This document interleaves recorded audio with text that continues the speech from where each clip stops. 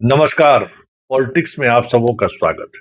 और आज हम पॉलिटिक्स में बात घुसपैठिए के सहारे शाह के उस पॉलिटिक्स की करने जा रहे हैं जिस पॉलिटिक्स के आड़ में कहीं किशनगंज का टी गार्डन तो नहीं है, या फिर बिहार के सबसे उपजाऊ खेती या उपजाऊ भूमि किशनगंज में है, जहाँ कई ऐसी खेती होती है जो बिहार के अन्य हिस्सों में नहीं होता है। स्ट्रॉबेरी वहीं होता है, अनानास की खेती वहीं होती है। टी गार्डन के अलावा कई नकदी फसल उस इलाके में होता है। वहां किसान की समृद्धि आप देख कर हैरान रह जाएंगे।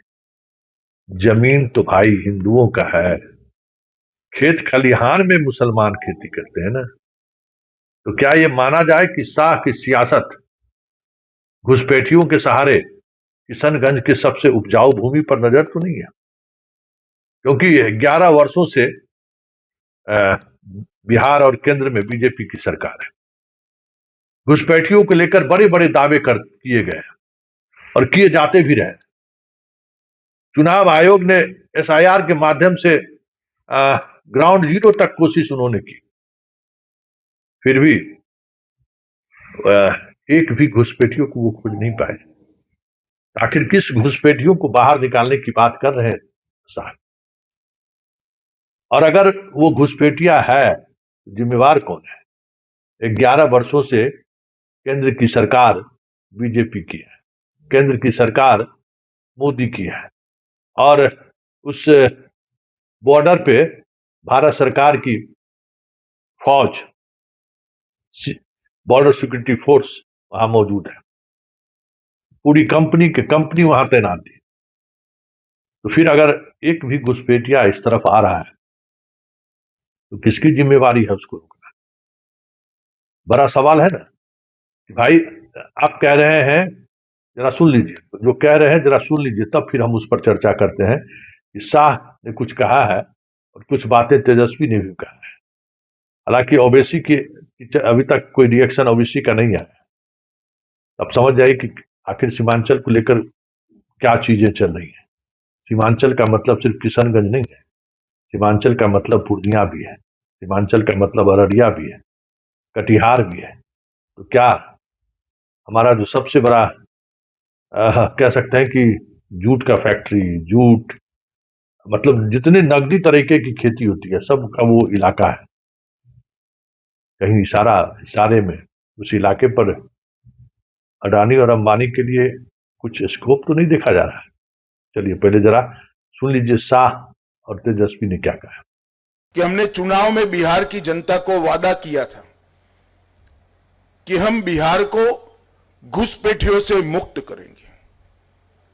घुसपैठियों से मुक्ति से मतलब सिर्फ मतदाता सूची से नाम हटाना नहीं, हम कृतनिश्चयी है कि एक एक घुसपैठिए को भारत की भूमि से चुन चुन कर भारत के बाहर भेजने का कार्यक्रम करेंगे। और भारतीय जनता पार्टी स्पष्ट कर देना चाहती है, मेरी सरकार भी स्पष्ट करना चाहती है कि वादा चुनावी वादा नहीं है। नरेंद्र मोदी सरकार का यह दृढ़ संकल्प है कि पूरे देश को हम घुसपैठियों से मुक्त करेंगे। और ये पूरे सीमांचल क्षेत्र में ये शुरुआत कुछ ही समय में होने जा रही है। मैं खुद चुनाव के वक्त 4 दिन सीमांचल में रहा था, हर जिले में गया हूं और ये वादा किया है जनता को कि हम पूरे सीमांचल को घुसपैठियों से मुक्त करेंगे। आमतौर पर नेताओं के वादे जनता को याद कराना पड़ता है, मगर आज मैं सीमांचल की जनता को मेरा वादा याद कराने आया हूं, क्योंकि मुझे सीमांचल की जनता का सहयोग चाहिए। सुप्रीम कोर्ट में इलेक्शन कमीशन ने अपने एफिडेविट में ये स्पष्ट बता दिया है कि बिहार में कोई भी घुसपैठिया नहीं है। ये तो इलेक्शन कमीशन ने बताया है। और अगर घुसपैठिया अगर आया भी है तो आप गृह मंत्री हैं। और नीचे कीजिए माइक क्या आपकी बिहार में 21 साल से सरकार चल रही है, क्या कर रहा है आपका देश में राज है, तो अगर आया भी है तो ये आपकी जिम्मेदारी थी जो आपने ठीक से नहीं निभाई। तो ये जहाँ चुनाव होता है इस तरह के बकवास और बेकार की बातें आपस में लड़ाने का काम भाजपा के लोग जो है करते हैं। तो आपने सुना, बात सिर्फ घुसपैठियों की कर रहे हैं और कह रहे हैं कि हमने वादा किया था इलेक्शन में कि हम एक एक को बाहर करेंगे। आखिर किसने रोका था 10 वर्षों तक? क्या नीतीश कुमार ने रोका था? क्या नीतीश कुमार की वजह से आप कार्रवाई नहीं कर पा रहे थे? और लगातार ये बिहार में आपकी सरकार डबल इंजन की सरकार रही है, किसने रोका है? बड़ा सवाल है। और कौन घुसपैठियों के साथ खड़ा है? कोई पॉलिटिकल पार्टी तो घुसपैठियों के साथ खड़ा नहीं दिख रहा है। हाँ, हर कोई भारतीयों के साथ जरूर खड़ा है। मुसलमान मतलब घुसपैठी, आपकी समझ और सोच हो सकती है। यह मुसलमान कोई विदेश से नहीं आया, यहाँ रहने वाले मुसलमान अधिकांश भारतीय हैं।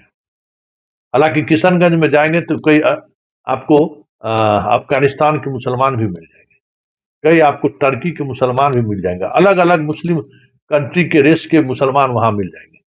लेकिन वो मुसलमान आजादी के बाद बांग्लादेश के माध्यम से नहीं आया, वो आजादी से बरसों पहले कोई घोड़ा का व्यापार करने के लिए आया था, कोई मसाला का व्यापार करने को लेकर आया था, और वो लोग वर्षों से बच गए हैं, वहां बसे हुए हैं। उसकी अपनी एक जद्दोजहद है, एक अपना संघर्ष है।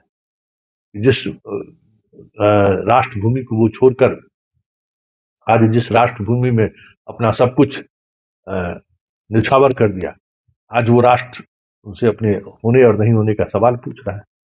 बहुत तेरे सवाल है, लेकिन तमाम सवालों में एक बड़ा सवाल ये भी है कि अगर सीमांचल के सहारे भारत की सरकार केंद्र शासित राज्य बनाने की बात सोच रही है, तो एक बड़ा बात ये भी है कि बिहार के सबसे उपजाऊ और सबसे नकदी फसल वाला इलाका वो सीमांचल का वही इलाका है। चाहे वो किशनगंज हो, चाहे वो अररिया हो, चाहे वो फारबिसगंज हो, जाइए देखिए जितने इंडस्ट्री आपको फारबिसगंज में मिल जाएगा, चाहे पूर्णिया हो।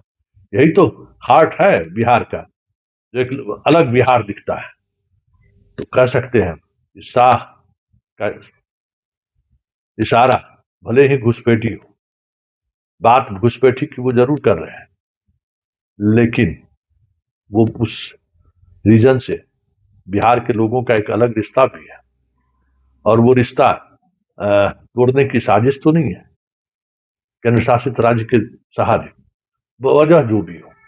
लेकिन एक वजह तो साफ है कि शाह सियासत कर रहे हैं, और यह शाह की सियासत का असर पश्चिम बंगाल के चुनाव में कितना पड़ेगा ये तो कहना मुश्किल है।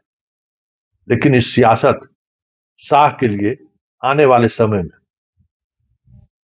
मुश्किलें खड़ी कर दे तो कोई बड़ी बात नहीं होगी।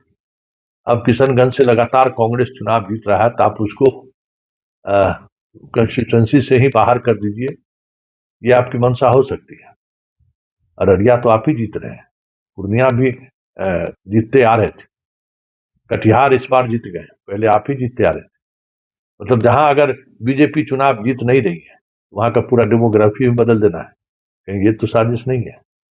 कई तरह के सवाल खड़े हो रहे हैं अमित शाह की इस यात्रा का, लेकिन तमाम सवालों के बीच सिर्फ एक ही सवाल है, आखिर बिहार के दो टुकड़े की ये साजिश तो नहीं है?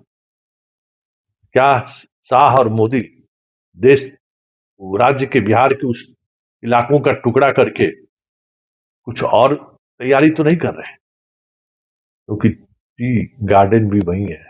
दार्जिलिंग के बाद पूरे दुनिया में, देश में कहीं टी गार्डन है तो किशनगंज में ही है। बड़ा जबरदस्त डेवलप किया है टी गार्डन। अनानास की खेती तो कहिए मत, किलोमीटर तक किसान यहाँ अनानास की खेती करते हैं। वहां की उर्वरा भूमि सोना उगलता है। स्ट्रॉबेरी क्या कह सकते हैं। पंजाब के खरीदार बिहार आते हैं अनानास खरीदने के लिए, इस तरीके से। फिर बाकी इलाकों में मक्का, कहने की बात। तो क्या वो जो नकदी फसल है, जो फसल बिहार की रीढ़ है, कह सकते हैं कि एक मजबूत इकोनॉमी आधार बेस पे हुआ है। वहाँ के किसान खुशहाल किसान है, वहाँ के किसान दिल्ली पंजाब नहीं जाते, वहाँ के मजदूर दिल्ली पंजाब नहीं जाते हैं। और ये सारी तरक्की बंगाल की उस लेबर पर निर्भर है जो सस्ते लेबर की वजह से और मेहनतकश लेबर की वजह से यह मतलब कृषि फल फूल रहा है। क्या उस इकोनॉमी पर चोट पहुंचाना तो शाह की कोशिश नहीं है? कई सवाल है और तमाम सवालों का एक ही जवाब है, शाह सियासत तो नहीं कर रहे हैं।